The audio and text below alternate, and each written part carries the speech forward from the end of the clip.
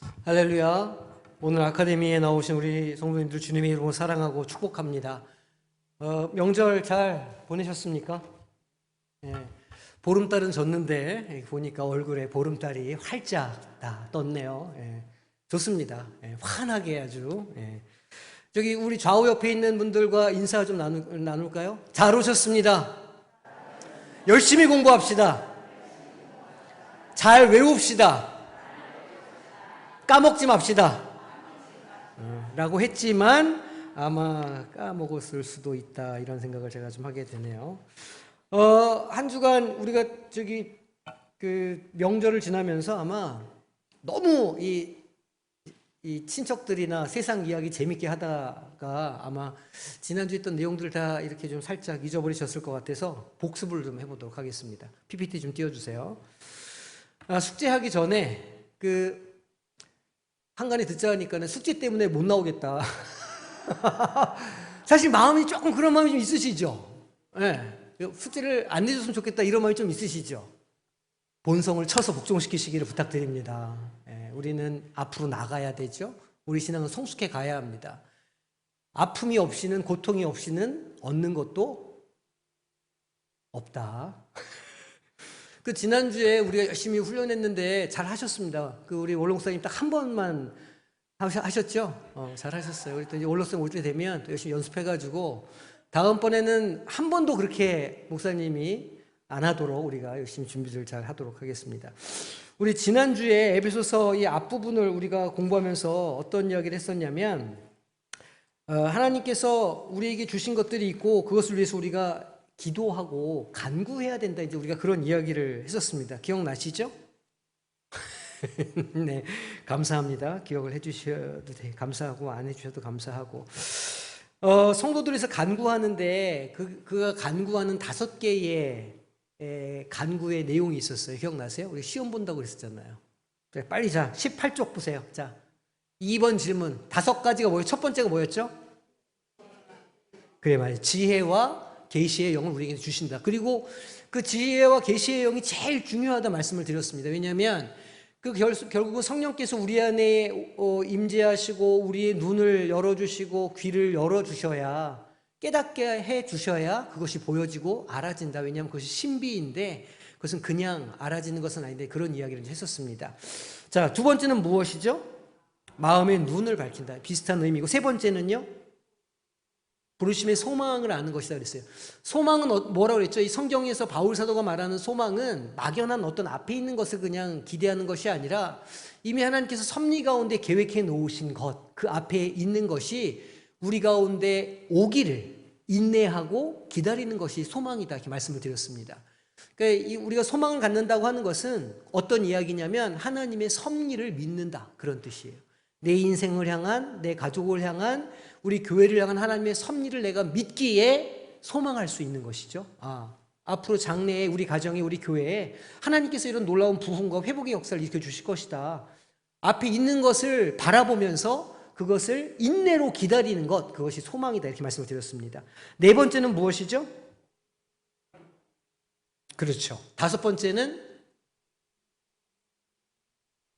맞아요, 이 5가지를 얘기했고, 그 다음에 3번에서 우리에게 주신 능력이 있다고 그랬어요. 첫 번째 능력이 무엇이죠? 살리시는 능력. 생명을 다시 주는 능력. 죽어있던 것, 그 절망 속에 빠져있던 것에 소망을 주고 새 생명이 돋게 하는 능력이 주님께 있고 우리에게도 주어진다는 것이었어요. 두 번째 능력은 무엇입니까? 오른편에 앉히시는 능력, 즉 그 보좌 우편에 앉는 권세를 말한다고 말씀드렸고요. 세 번째는요, 만물을 그의 발 아래 복종하시게 하는 능력을 우리에게 주셨다. 네 번째는 만물의 교회의 머리로 삼으시는 능력을 우리에게 주신다. 이것이 우리에게 예비하신 능력이다, 이제 이런 이야기를 했습니다. 어쨌든 결론적으로 가장 중요한 것은 무엇이냐면, 결국은 성령을 쫓아 행할 때, 성령을 따라갈 때, 성령을 우리가 의지할 때 이 나머지 모든 것들이 가능하다는 그런 이야기였습니다. 이제 기억이 나시죠? 오늘 그러면 이제 두 번째 우리 2장의 말씀으로 넘어가기 전에 우리가 암송을 한번 해봐야 되겠죠. 자, 우리 19쪽 보시면 암송 과제 우리 한번 눈으로 읽어보겠습니다. 자, 시작.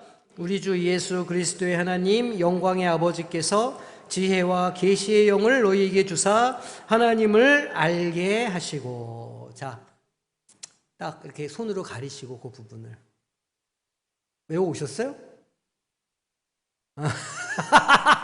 너무 자신 있으신 거 아닙니까? 네.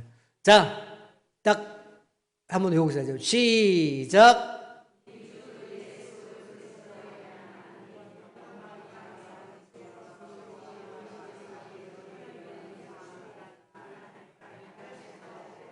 네, 네.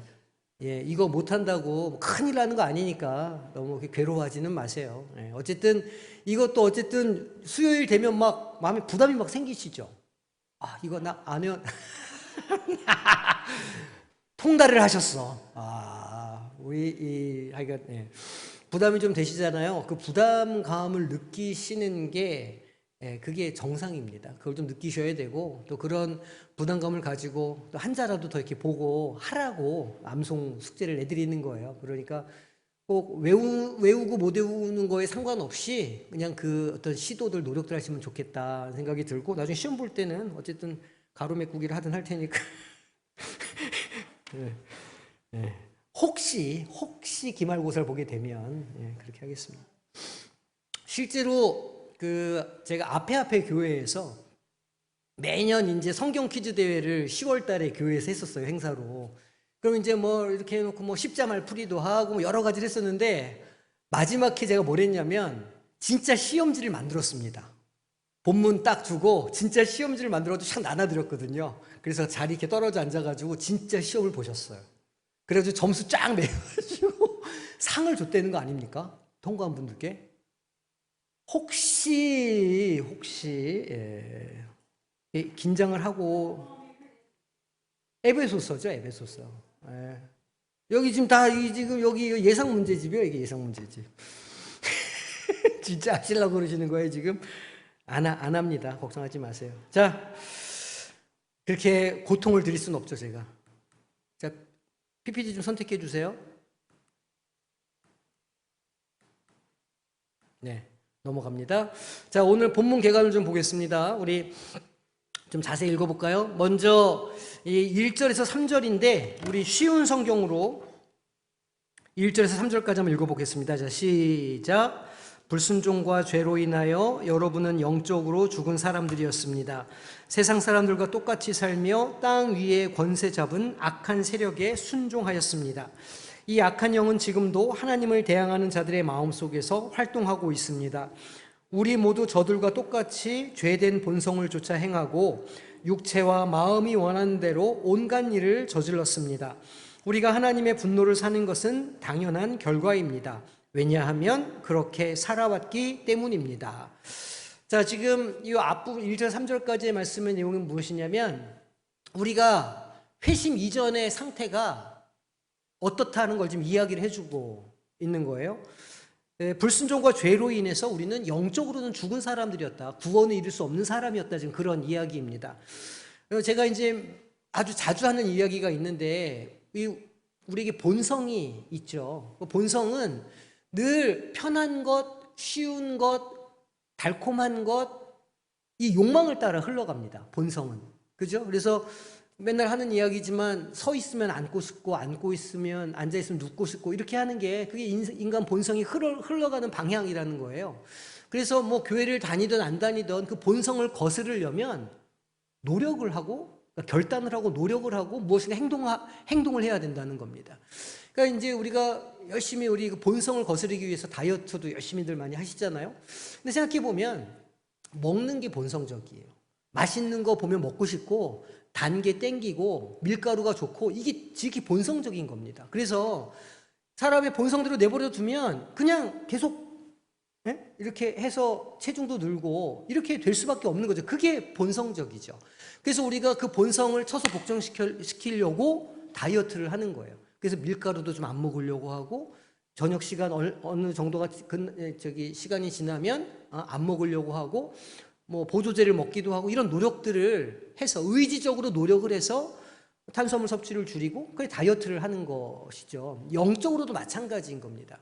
지금 사단의 공중권세 잡은 자가 지금 오늘도 보면은 2절에 보면, 쉬운 성경 2절에 보면 이 악한 영은 지금도 이 물론 바울 사도가 2000년 전에 쓴 복음서지만, 서신서지만 이 악한 영은 주님께서 오시기 전까지는 지금 공중의 권세를 잡고 이 하나님을 알지 못하도록, 하나님을 믿지 못하도록 계속해서 사람들의 마음을 유혹하고 미혹한다는 말이죠. 지금도 그렇게 하고 있다는 거예요. 그러니까 사단마귀는 우리가 그 본성을 따라 살게끔 하기 위해서 무진장 애를 쓰고 노력을 하고 있다는 말입니다. 그러니까 우리가 이것을 본성대로 살지 않으려면, 지금 이 악한 세력에 순종하지 않으려면 무엇인가 우리 안에 다른 일이 일어나야 하고 어떤 조치가 취해져야 된다. 지금 사도 바울은 그 이야기를 하고 있는 거예요. 회심 이전에 우리 모두는 본성을 쫓아 살아가는 사람이었다는 겁니다. 이 무슨 우리가 먹는 거, 자는 거 이런 것만 본성을 쫓아가겠어요? 예를 들면 세상에서 성공하고 싶은 그런 욕망들 있지 않습니까? 잘 살고 싶고 성공하고 싶고, 그 다음에 남들보다도 잘나 보이고 싶고, 이런 것들이 다 전부 다 본성에 관한 것들이라는 말이죠. 예를 들어서 성공하고 싶지 않은 사람이 어디 있겠어요? 남 보란 듯이 그렇게 성공해서 떵떵거리면서 이렇게 사는 게 세상 사는 많은 사람들의 아주 일반적인 본성적인 욕구라는 것이죠. 그런데 그리스도인들은 그 본성을 쳐서 복종시켜가지고 이 세상의 것들을 탐하는 것이 아니라 하늘의 것을 찾고 구하도록 그렇게 살아가게 된다는 겁니다. 어떻게 할 때요? 본성을 쳐서 복종시킬 때 그렇게 된다는 거예요. 자, 두 번째 단락은 무엇이냐면, 하나님께서 그러면 그것 때문에 우리 가운데 행하신 일이 무엇인가를 이야기하고 있습니다. 우리 4절에서 7절까지 말씀 또 같이 읽어보겠습니다. 그러나 하나님은 자비로우시고 우리를 너무나 사랑하셔서 그냥 내버려 두지 않으셨습니다. 하나님의 뜻을 따르지 않아 영적으로 죽은 우리들에게 그리스도를 통하여 새 생명을 주신 것입니다. 여러분은 하나님의 은혜로 구원을 받았습니다. 하나님은 우리를 그리스도와 함께 살리시고 하늘 위에 있는 그분의 보좌 곁에 우리를 그리스도와 함께 앉혀주셨습니다. 또한 앞으로 오는 모든 세대에게 하나님의 은혜가 얼마나 크고 놀라운지를 보여주시려고 예수 그리스도 안에 있는 우리 모두에게 그의 자비를 나타내셨습니다. 지금 하나님께서 무엇을 하셨다고 그럽니까? 보시면 그러니까 4절에 그냥 내버려 두지 않으셨다. 우리를 너무 사랑하셔가지고 5절에 보니까 영적으로 준 우리들에게 어떻게 하셨다고요? 예수 그리스도를 통해서 새 생명을 주셨다는 거예요. 그냥 본성을 따라 그냥 죽을 수밖에 없는 존재들이었는데 그냥 그렇게 본성 따라 살다가 그냥 세상 즐거움, 세상 기쁨 찾아서 살다가 죽을 존재들이었는데 우리를 사랑하셔서 하나님께서 우리에게 새로운 생명을 주셨다는 거예요. 누구를 통해서? 예수 그리스도를 통해서. 구원받았다는 뜻이죠. 거기서 건짐을, 그렇게 본성을 쫓아가는 죽으러 가는 그 길에서 우리가 건짐을 받았다, 지금 그렇게 이야기하고 있어요. 근데 여기 우리의 노력이 있었을까요? 그렇게 하시고자 하는 하나님의 섭리 가운데 우리가 어떤 우리의 무슨 중요한 것을 희생했다거나 아니면 우리가 뭘 참았다거나 이렇게 한 것이 있을까요? 없어요. 그걸 보고 뭐라고 불러요? 은혜라고 부르죠. 은혜로 우리가 구원에 이르게 되었다, 구원을 받았다는 거예요. 6절에 우리를 그리스도와 함께 살리시고, 예수님이 십자가에서 죽으시고 3일 만에 부활하신 것처럼 우리의 영혼도 이 세상적으로 보면 사망이라고 하는, 누구나 다 장례식장을 거쳐서 이 세상의 어떤 삶을 마감하겠지만, 그러나 그 이후에 예수께서 살아나신 것처럼 우리의 영혼이 다시 살아나서 하나님 나라에서 하나님 우편에 앉는 영광을 누리게 된다, 지금 말하고 있죠. 또 7절에 보니까 이 바울 시대의 세대 사람들뿐만이 아니라 앞으로 오는 모든 세대에게 그 하나님의 은혜를 증언하게 하고 그것을 보여주게 하시겠다, 이렇게 지금 약속을 해주시는 거예요. 결국은 2000년이 지난 지금 우리가 그 은혜를 받아 누리고 있는 것 아닙니까? 지금 하나님께서 하신 일은 딱 한마디로 말하면 예수 그리스도를 우리에게 보내주신 것. 하나님이 하신 일은. 그리고 우리는 예수님을 믿으면 은혜로 그 모든 하늘의 신령한 복과 하늘의 상급과 그 놀라운 능력을 다 받을 수 있는 존재가 된다는 것이죠. 참 놀라운 말씀 아닙니까? 자, 세 번째 단락은 무엇이냐면 은혜로만 구원받는다는 거예요. 8절, 9절 말씀 함께 읽어보겠습니다. 여러분은 하나님의 은혜 안에서 믿음으로 구원을 받았습니다. 여러분 스스로는 자신을 구원할 수 없습니다. 구원은 하나님의 선물입니다. 행위에서 모든 착한 행동으로 구원받은 것이 아니므로 아무도 자랑할 수 없습니다. 이야기했어요. 그러니까 이 하나님께서 우리를 향한 섭리를 가지고 계시고 계획을 가지고 계셔서 예수 그리스도를 어느 순간에 보내주시고 그 예수를 믿는 사람들마다 하나님께서 원래 계획하시고 뜻하셨던 섭리대로 살아갈 수 있도록 해 주신다는 거예요. 근데 그렇게 하는 것에 무슨 우리가 어떤 노력을 한다거나 우리의 어떤 애씀이 필요하지 않다는 것이죠. 구원에 이르는 데 있어서는. 왜냐하면 아무도 자랑하지 못하게 하기 위해서라는 겁니다. 내가 구원받았는데 내가 조금 좀 교회에 이걸 좀 내가 헌금했어. 이런 거 못하게 하려고. 내가 그래도 장로로 내가 권사로 집사로 내가 몇십 년 이렇게 섬겼으니까 내가 이렇게 교회를 이렇게 헌신했지. 이거 못하게 하시려고. 구원은 하나님의 은혜로만 받는다. 지금 믿음으로만 받는다라는 것을 바울 사도가 지금 굉장히 강조하고 있죠. 자, 마지막 10절이에요. 그래서 그렇게 해가지고 우리를 어떤 존재로 만들려고 하시느냐. 도대체 우리가 이 땅 가운데 있는 존재의 목적이 무엇이냐를 말씀하고 계시는 거예요. 10절 말씀 함께 읽겠습니다. 우리를 창조하신 분은 하나님이십니다. 그리스도 예수 안에서 우리를 새 사람으로 변화시켜 착한 일을 하게 하신 분도 하나님이십니다. 하나님께서는 우리 안에 이미 오래전부터 선한 일을 계획해 놓으셨습니다. 우리의 삶이 선하게 되도록 그렇게 계획해 놓으셨습니다. 이 말씀이 제일 중요한 말씀이에요. 우리를 창조하신 분이 하나님이시고 창조하실 때 목적을 가지고 만드신 거예요. 예를 들어서 제가 이제 무슨 토기장이라고 생각을 해보면 제가 꽃병을 이렇게 예쁘게 만듭니다. 꽃병을 만들어요. 예쁘게. 그래서 예쁘게 구워요. 그 꽃병을 왜 만들겠어요? 제가 왜 만들었을까요? 꽃병을? 꽃을 꽂거나 아니면 예쁘게 이렇게 장식용으로 쓰려고 만드는 것이겠죠. 그러니까 누군가 무엇을 만든다면 거기에는 목적이 있어요. 그러니까 그 만들어진 피조물에는 만든 사람의 의도와 만든 사람의 계획이 피조물 안에 담겨 있어요. 다시 내가 무엇인가를 만들면 만들어진 것에는 만든 사람의 의지가 담기게 돼요. 내가 꽃병을 만들었다? 그럼 나중에 꽃병으로 쓰든 장식품으로 쓰든 그렇게 쓰임을 받게 될 거예요. 사람들이 자동차를 만들죠. 자동차를 만드는 것은 그것을 타고 어딘가 빨리 가겠다는 이야기잖아요. 혹은 내가 자동차 이렇게 좋은 자동차를 샀어. 자기의 어떤 그런 어떤 그 부귀를 자랑하는 수단이 될 수도 있죠. 사람은 무엇을 하든지 간에 무엇을 만들든지 간에 거기에 목적이 담겨 있어요. 그러니까 어떤 면에서는 만들어진 것보다 만든 사람이 훨씬 더 중요해요. 만든 사람의 목적이 만들어진 것보다 훨씬 더 중요해요. 그게 그 만들어진 것의 가치를 결정해요. 이해되세요? 작년인가 재작년인가 제 뉴스를 봤는데 피카소의 연습 노트가 발견됐다는 거예요. 유품 같은 걸 정리하다가 피카소가 이렇게 스케치해 놓은 그 그림책이 발견이 됐는데 그 그림책이 경매에 나왔거든요.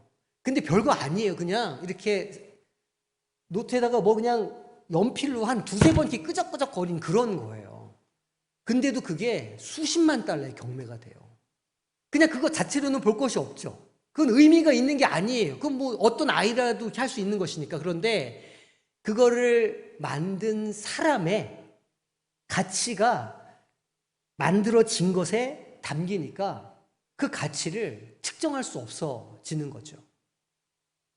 제가 무슨 얘기를 하려는지 아시겠죠? 우리가 그렇다는 거예요. 우리가. 조금 좀 없고 좀 건강도 그냥 그렇고 사는 형편도 그냥 그럴 수 있어요. 그러니까 그냥 사람들의 관점이나 본성적인 관점으로 보면 성령께서 그 눈을 열어주시기 전에 인간적인 관점으로 보면 참 쓸모없는 인생이고 좀 모자란 인생이고 열등감으로 가득할 만한 인생이고 그럴 수 있다는 거예요. 근데 그리스도인들은 적어도 이렇게 하나님의 섭리에 따라 이렇게 됐다는 것을 믿어서 은혜로 구원받은 사람들에게 있어서는 나라는 존재는 그냥 나로서 끝나는 게 아니에요. 내 안에 뭐가 담겨 있을까요? 하나님의 가치가, 하나님의 의도가, 하나님의 선하심이, 하나님의 일하심이 내 안에 담겨 있다는 거예요. 내가 얼마나 소중한 존재입니까? 나뿐만이 아니라 내 옆에 있는 사람들이 얼마나 소중한 존재입니까? 지금은 모를 수도 있어요. 근데 하나님께서 어느 순간 그 사람에서 일을 하시는 거예요. 그 사람 안에서 역사하시기 시작하시는 거예요. 그러면 상상할 수 없는 일이 일어나는 거죠. 야, 저 사람은 저런 형편에서 어떻게 저렇게 살아? 왜 우리 송정미 시인이 아니죠. 나 가진 재물 없으나 송명희 시인이시죠. 송명희 시인. 또 이게 다 없는 누구죠? 그분 뭐 아주 가난하게 살았지만 그 삶을 완전히 바꾼 예수 그리스도를 통해서 이런 예들이 우리 주변에 허다하게 많아요. 그야말로 허다하게 많습니다. 그러니까 자기 자신을 볼 때 내가 하나님이 만든 존재지. 하나님이 내 안에 계획을 갖고 계시지. 내 안에 위대한 하나님이 계시지. 이걸 늘 기억하셔야 됩니다. 제가 에베소서를 강의하는 이유가 여기에 있습니다. 우리 인생은 그저 그냥 그런 인생이 아니다. 우리 인생은 하나님의 손에 붙들린 바 위대한 인생들이다. 이걸 알려드리기 위해서 제가 에베소서를 강의하는 거예요. 용기를 가지시길 부탁드립니다. 이렇게 처져가지고 기죽고 그러실 거 없어요. 하나님이 내 편이시면 내가 누구를 두려워하랴. 이런 마음으로 하루하루를 힘있게 살아가시면 되는 겁니다. 그게 하나님의 의도예요. 그게 하나님의 의도예요. 너무 서론이 긴데. 자, 말씀 속으로 들어가 보겠습니다. 자, 1번. 이 세상 풍조를 따르는 삶이라고 했어요. 이 세상 풍조를 따르는 삶이란 어떤 것을 말하는 것일까요? 무엇을 쫓는 삶일까요? 2절 말씀을 보니까 2절 말씀에 무엇을 따른다고 그래요? 세상 풍조를 따르고 공중의 권세 잡은 자를 따랐으니 이렇게 이야기하죠. 전 이것을 뭐라고 그러냐면 본성을 쫓는 삶이라고 정의를 합니다. 이 본성을 영어로 이렇게 쓰면 인간 본성할 때 휴먼 네이처 이렇게 써요. 네이처는 잘 아는 단어잖아요. 우리가 자연을 보통 네이처라고 하는데 자연 그 상태 그대로 두는 거를 자연적이다, 본성적이다 이제 이렇게도 쓰는 거에서 인간 본성이라고 이해할 때 휴먼 네이처 이렇게 씁니다. 그 이야기는 가만히 내버려 두면 막 풀이 자란다는 뜻이에요. 우리 심령에, 우리의 삶에 풀도 자라고 그래서 그 길이 곧 없어진다 그런 뜻입니다. 본성을 쫓는 삶을 살았다는 거예요. 세상의 유혹, 세상의 즐거움, 같이 모이면 이렇게 하고 막 이렇게 재밌게 이렇게 사는 거, 세상 사람들 다 재밌게 즐겁게 사는 거, 그것 쫓아서 사는 삶이었다는 거예요. 에베소서를 보니까 전에는 우리도 다 그 가운데에서 우리 육체의 무엇을 따랐을까요? 욕심을 따라 지냈다는, 욕심을 따라서. 욕심은 우리 가운데 있는 어떤 탐심 같은 것이죠. 우리 내면에 있는 탐심 없는 사람 없습니다. 그래서 여기 프란치스코 교황도 탐심이 있고 마더 테레사도 탐심이 있었을 거예요. 탐심이 없는 사람들이 없습니다. 그런데 그 탐심을 어떻게 해야 되는 걸까요? 제어해야 되는 거예요. 그 본성을 다스려야 되는 거예요. 욕심을 따라 지내며 육체와 마음에 원하는 것을 그냥 했다는 거예요. 하고 싶으면 다 하고 살았다는 거예요. 미워하고 싶으면 미워하고 저주하고 싶으면 저주하고 먹고 싶으면 먹고 자고 싶으면 자고 그렇게 살았다는 거예요. 그렇게 해서 다른 일과 같이 본질상 차별이 없었어요. 진노의 자녀였어요. 우리는 처음엔 하나님의 자녀가 아니었던 거죠. 우리는 이 아담과 하와가 이 실낙원을 한 이후로 그 죄된 본성을 본성 속으로 타고났어요.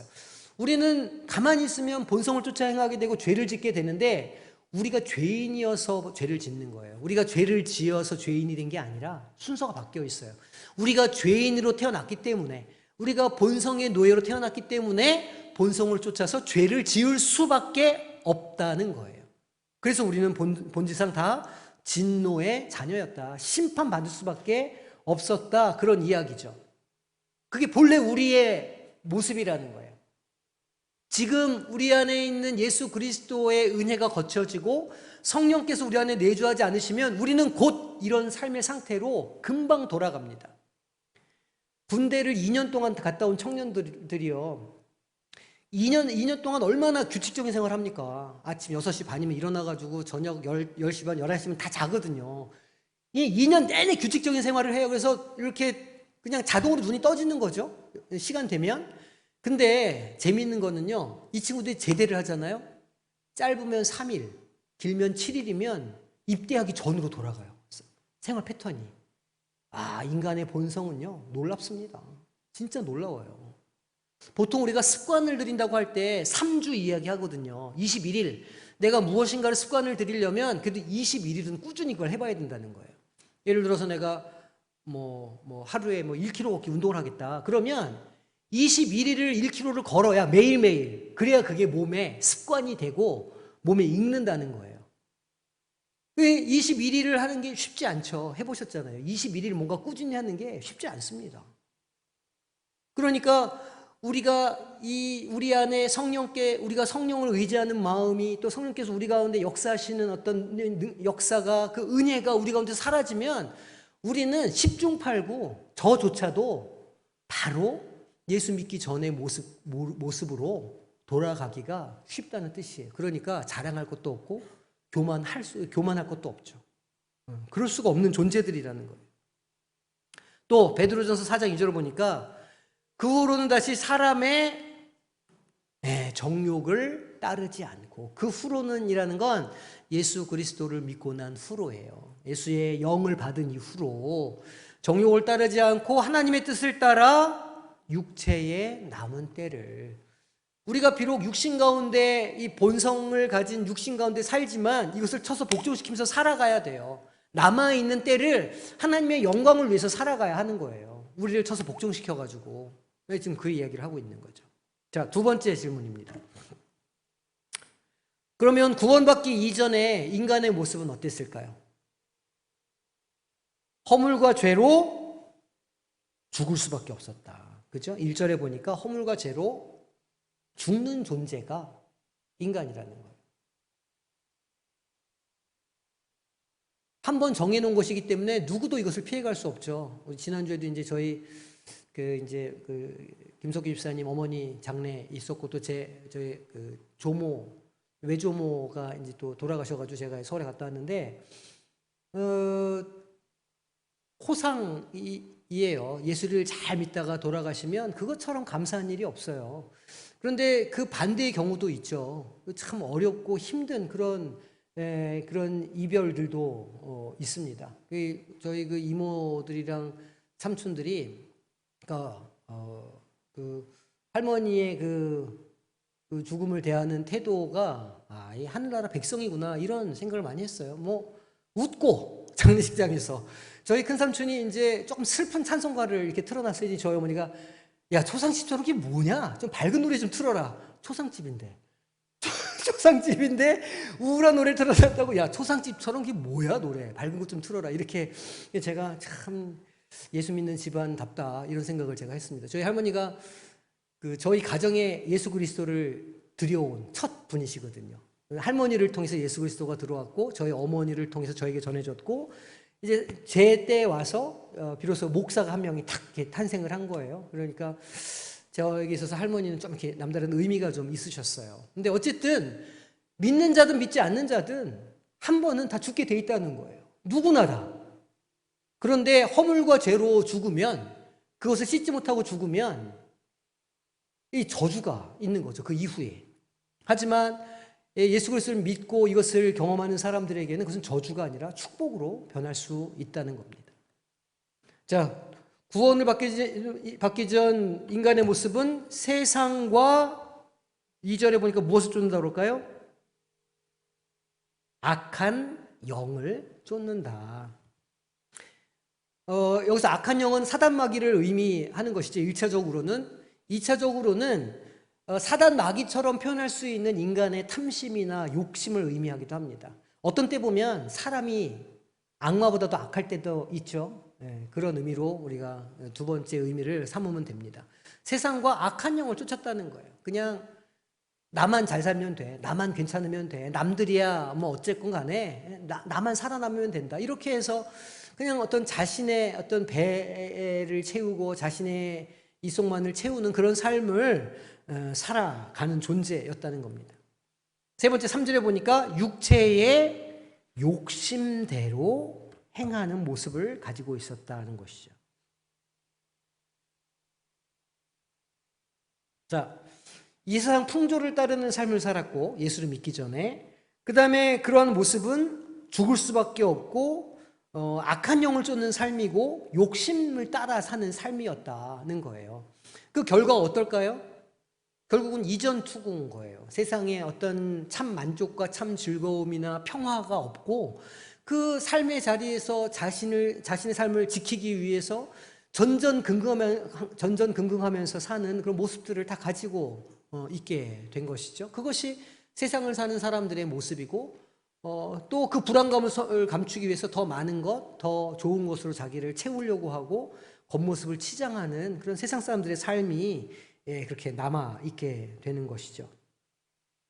자, 그러면 세 번째 질문으로 넘어갑니다. 그럼 구원은 은혜에 의해서 믿음으로 받게 되었다라고 기록하는데 이걸 하나님의 무엇이라고 부를까요? 네, 선물이에요. 선물. 우리가 선물을 언제 줍니까? 선물을 주는 때 크게 얘기하세요. 우리가 선물 언제 주죠? 기념일. 어떤 기념일 때요? 결혼 기념일 때 선물 좀 받아보셨는가 봐?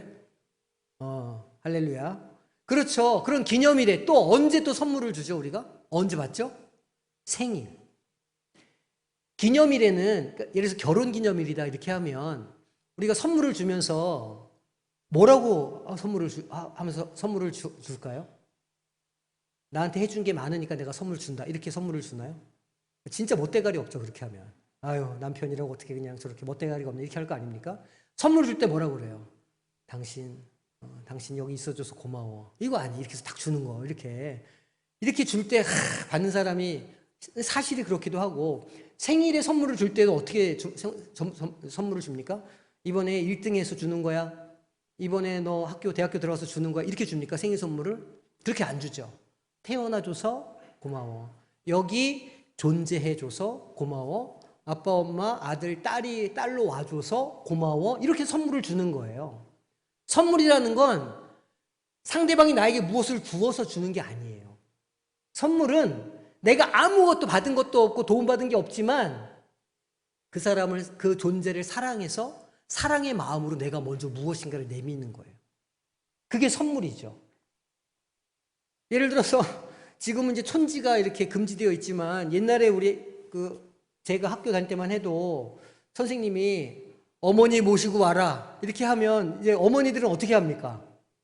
그죠? 다 경험이 있으시잖아요. 다 이렇게 해가지고 여기에 넣고 저기에 넣고 이렇게 해가지고 이렇게 하는 거예요. 그거 선물인가요? 그건 선물이 아니죠. 대가를 바라고 거기에는 엄청난 어떤 그것이 담겨 있는 거잖아요. 그래서 선물은 그걸 요구하지 않아요. 선물은 그냥 주는 거예요.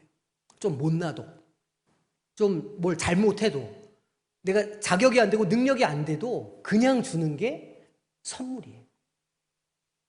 구원은 은혜에 의해서 믿음으로 받는 거예요.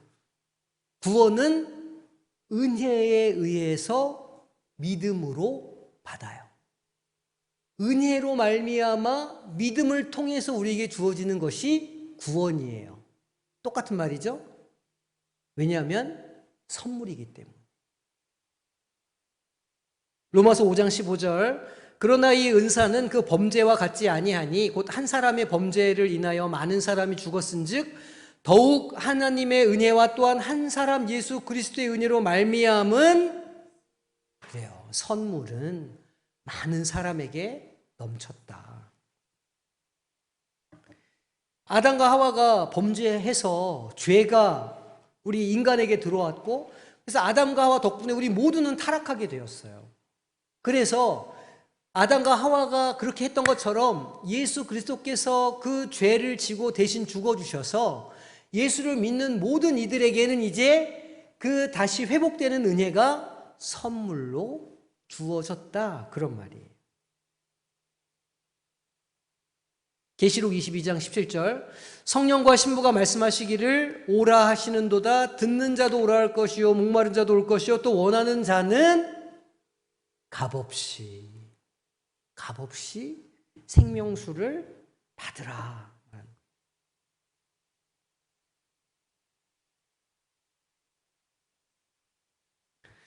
예전에 이제 불과 한 1990년대 2000년 되기 이전에요. 그 90년대 그때는 물을 우리가 안 사 먹었습니다. 그냥 그 부잣집 가면 이렇게 그 무슨 주전자 정수기 이런 거 거기다 그 정도 먹었지 대부분 다 수돗물 받아가지고 뭐 끓여 드시거나 그냥 수돗물 그냥 뭐 드시거나 이렇게 이제 우리가 우물을 길어서 드시지 않으셨죠? 그 정도는 아니죠? 예. 우물을 길어서 그렇지. 우리 선생님도 어렸을 때는 우물을 길어서 드셨겠죠. 하여간 물을 사 먹는다는 건 상상도 할 수 없는 일이었어요. 예? 근데 지금 어떻게 합니까? 물을 다 사 드시는 거예요. 우리 이 자본주의에는요 공짜가 없습니다. 우리가 지금 살고 있는 자본주의 시대에 공짜가 없죠. 누군가 호의를 베풀면 그건 뒤에 뭐가 있는 거예요. 그게 세상에서 사람들이 살아가는 지혜 아닙니까? 나랑 별로 관계가 없는 사람이 나한테 뭘 막 잘해줘요. 그러면 이거는 뭔가 나한테 요구하는 게 있다. 이렇게 이제 우리는 느낄 수밖에 없는 거예요. 공짜가 없는 그런 사회를 살고 있으니까. 이 물도 사 먹는 시대가 되었고 공기도 사 먹죠. 요즘에는 집에 공기청정기 있으신 분들 몇 분 계시죠? 이제 공기도 사 먹는 시대가 됐어요.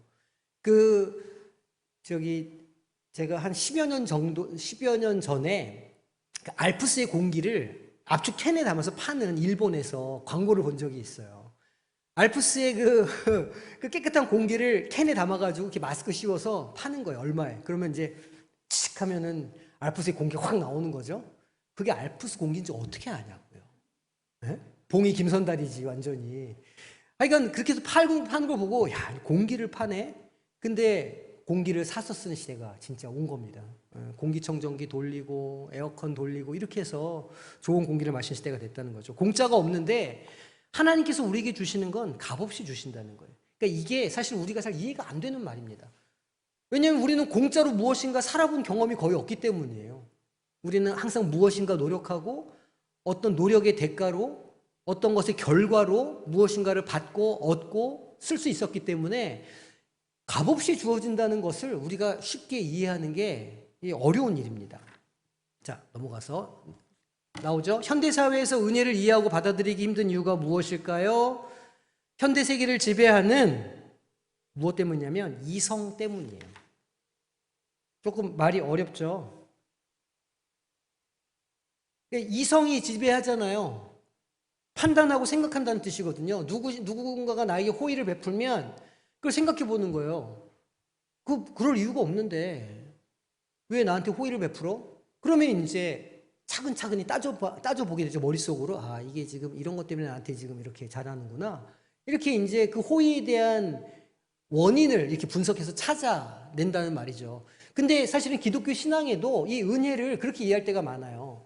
예를 들면 하나님의 말씀, 구약 율법이 그렇죠. 율법에 순종하면, 율법을 지키면 복을 받는다. 그건 구약 율법이에요. 근데 그 율법을 예수님께서 완전하게 해주셨죠. 그러니까 신약에서 율법은 전혀 다른 의미이긴 한데 우리 사고관에도 우리의 신앙에도 그런 게 있는 거예요. 내가 열심히 새벽 예배 40일 작정하고 안 빠지면 하나님께서 이 기도 제목 들어주시겠지. 그런 게 이제 다 이 맥락에 다 있는 것들이죠. 또 있어요. 뭐냐면 원인보다 앞서는 결과가 없다고 생각하기 때문이에요. 이 칸트가 이제 순수이성 비판에서 한 이야기이기는 한데 어떤 결과가 나오려면 그 앞에 무엇인가 원인이 있어야 된다는 거예요. 내가 복을 받으려면 앞에 내가 뭐 잘하는 일이 있어야 되고 내가 천국 가려면 천국 갈 만한 일을 앞에 무엇인가 했어야 된다는 뜻이에요. 그러니까 항상 어떤 결론을, 어떤 마무리를 짓고 싶으면 그 앞에 어떤 것이 있어야만 그런 결과를 얻게 된다는 거죠. 이게 우리 시대에 우리가 늘 살아가는 방식이에요. 열심히 한 달 일하면 월급을 받는다. 내가 열심히 봉사하면 나중에 어떤 그것의 대가를 우리가 받게 된다. 이게 이제 우리가 살아오는 방식이고 늘 그렇게 살기 때문에 은혜 이렇게 하면 아우 세상에 공짜가 어딨어. 잘 이해가 안 되고 받아들여지지가 않는 것이죠. 그런데 그 은혜를 하나님께서 우리에게 주신다는 거예요. 선물로. 자, 은혜는 뭐냐면 하나님의 풍성하신 무엇일까요? 사랑의 표시예요. 하나님은 사랑이 하나님이시기 때문에 마치 그 자녀에게 아무런 대가를 바라지 않고 아빠, 엄마가 희생하는 것처럼 하나님께서 우리를 사랑하시기 때문에 은혜로 무엇인가를 하시는 거예요. 그러면 믿음은 무엇이냐면 우리가 믿는다고 하잖아요. 우리 믿어야 구원받는다. 예수 그리스도를 믿어야 된다 이렇게 얘기하는데 믿는다는 건 무엇이냐면 그 구원에 이르는 통로인 거예요. 무슨 우리가 믿는 게 어떤 우리 노동이 되거나 무슨 믿는다는 게 어떤 대단한 어떤 자원을 요구하는 게 아니라는 겁니다. 믿음은 하나님께로부터 그 은혜를 받을 수 있는 길을 놓는 거예요. 그 믿음이 없으면 그 하나님이 주신 은혜를 받을 수가 없어요. 길이 없으니 통로가 없어지니까. 믿음은 통로예요. 우리가 믿음으로 통로를 놓으면 그 통로를 통해서 하나님의 은혜가 우리한테 쏟아져 들어와요. 하늘의 신령한 복이 그 통로를 통해서 막 쏟아져 들어옵니다. 그러면 구원은 은혜가 원인이 되고 믿음이 통로가 되어서 나타난 결과예요.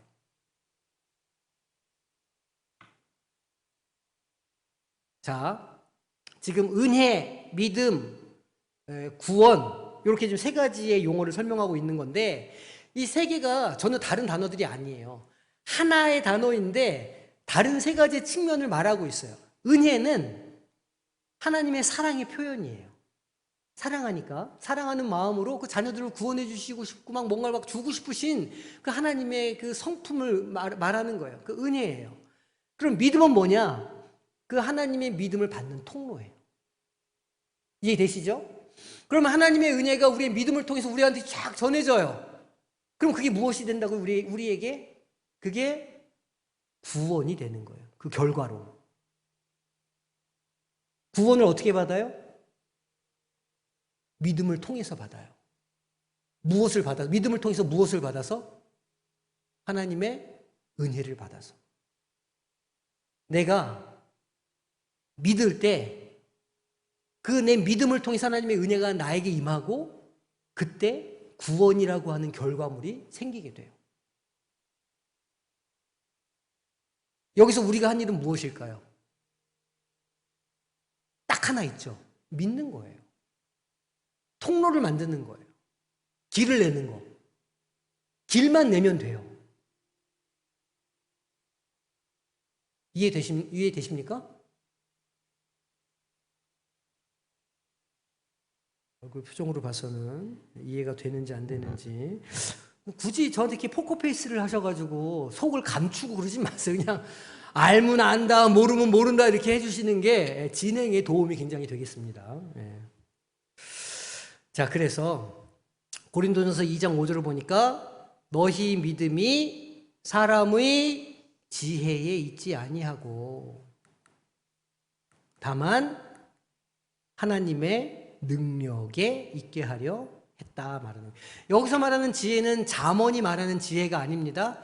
사람들이 자기 머리를 쓰는 거를 말해요. 세상적인 지혜를 말하는 거예요. 그러니까 믿음은 세상적인 사람의 지혜로 막 만들어지는 게 아니에요. 선물이에요. 우리가 하나님 앞에 간절한 마음을 가지고 내가 믿습니다. 하나님 나에게 임하여 주시옵소서. 내 안에 일하여 주시고 역사해 주시옵소서. 간절한 사모한 마음을 가지고 있으면 그게 다리가 만들어진다는 거예요. 그리고 그 다리를 통해서 그 통로를 통해서 하나님의 은혜가 우리 가운데 임한다. 다리를 만들었는데 하나님의 은혜가 임하지 않을 수 있을까요? 없어요. 하나님은 모든 사람에게 모든 세대가 이 하나님의 이 선물을 받기를 원하시는 분이에요. 그리고 에베소서의 논리에 따르면 이미 선물이 모든 인류에게 주어져 있어요. 이미 주어져 있어요. 다만 주어진 것을 취하는 어떤 행동이 필요한데 그게 믿음이에요. 믿기만 하면 누구나 다 받게 되는 은혜인 것이죠. 구원이고. 자, 네 번째, 다섯 번째, 여섯 번째 참.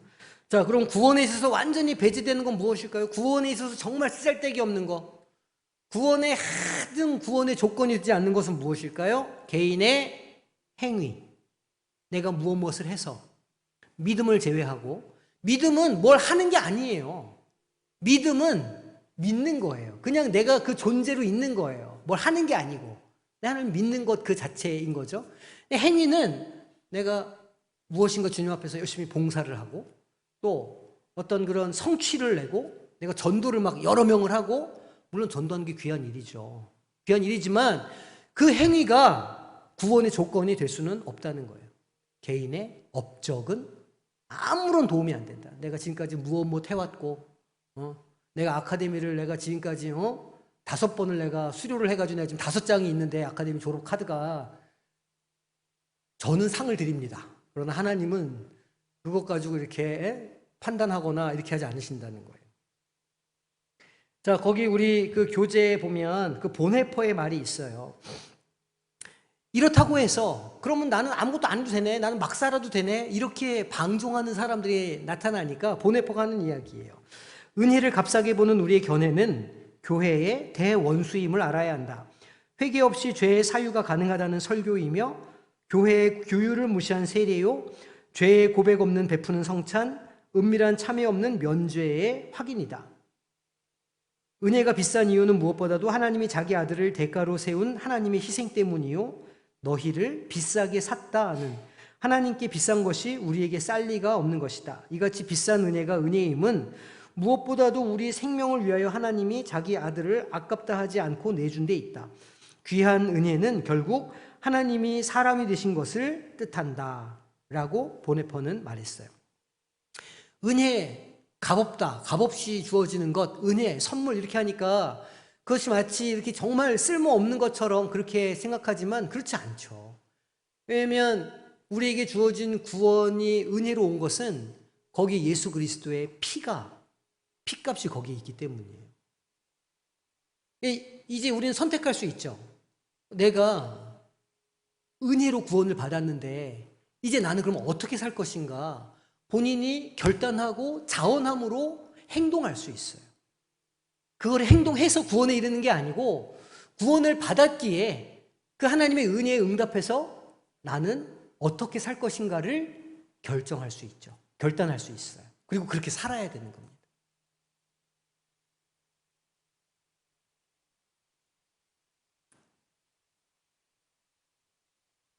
자, 오늘도 그룹 활동할 시간, 그룹 활동할 시간이 없네요. 자기에게 있는 육체와의 본성과의 싸움이 있을 거예요. 매번 내가 싸우는 어떤 것이 있지 않겠습니까? 예를 들면 늘 새벽 기도를 나가고 싶은데 새벽 기도를 꼭 나와야 된다 이런 말씀이 아닙니다. 예를 들면 내가 새벽 제단을 늘 쌓아서 내가 좀 영적으로 내가 성장하고 싶은데 참 아침잠이 힘들다. 그러면 늘 새벽 그 잠과 싸우는 거예요. 그게 이제 영적인 싸움이죠. 육체의 본성과의 싸움인 거예요. 내가 말을 좀 조심해야지. 내가 말을 잘못해가지고 막 사람들한테 상처 주고 이런 거 내가 좀 조심해야지. 그 자기의 언어를 계속 이렇게 좀 조심하고 절제를 하려고 하는 거, 이것도 육체의 본성과의 싸움이죠. 사람들마다 육체와의 본성과의 싸움이 있습니다. 없을 수 없죠. 우리는 몸을 가지고 있으니까. 육신이 이 세상에 발을 딛고 서서 살아가기 때문에 우리의 본성이 없어질 수는 없거든요. 그러니까 우리는 늘 이 본성과 싸우고 이걸 쳐서 복종시키는 과정 가운데 있는 사람들이라는 거예요. 때로는 성공하지만 때로는 실패하기도 해요. 5번 성공하다가 10번 실패할 수도 있어요. 그래도 포기하면 안 돼요.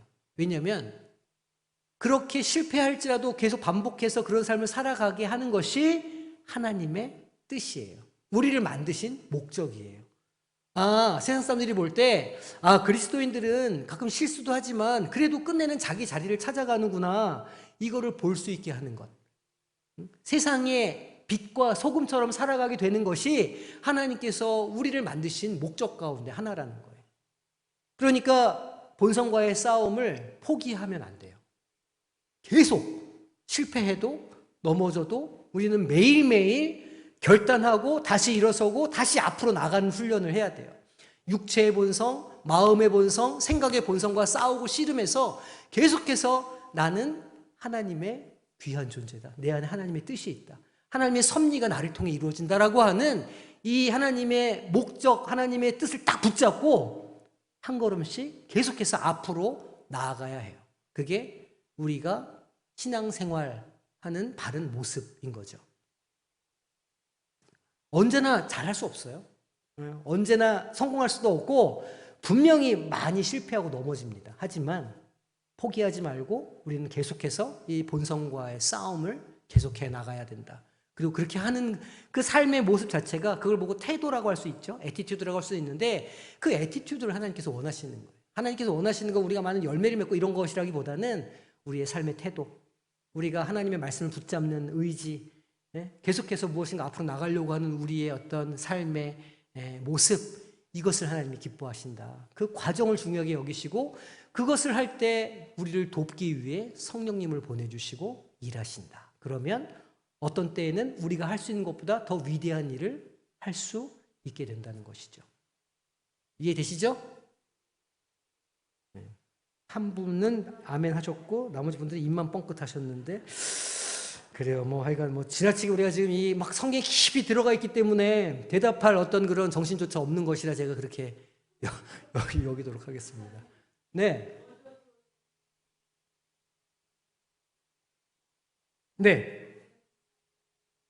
우리는 비싼 존재죠.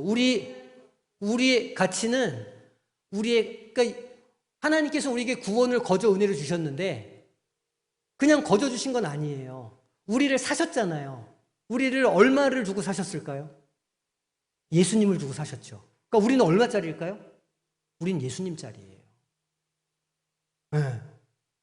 공짜가 아닙니다. 우린 예수님짜리예요. 우리 안에 하나님의 뭐가 담겨 있다고요? 의지가 담겨 있다. 우리 안에 하나님의 섭리가 있다. 이걸 다 붙잡으셔야 돼요. 그걸 쫓아서 또 열심히 한 주간을 살아가시는 복된 아카데미 학생들이 다 되시기를 축복합니다.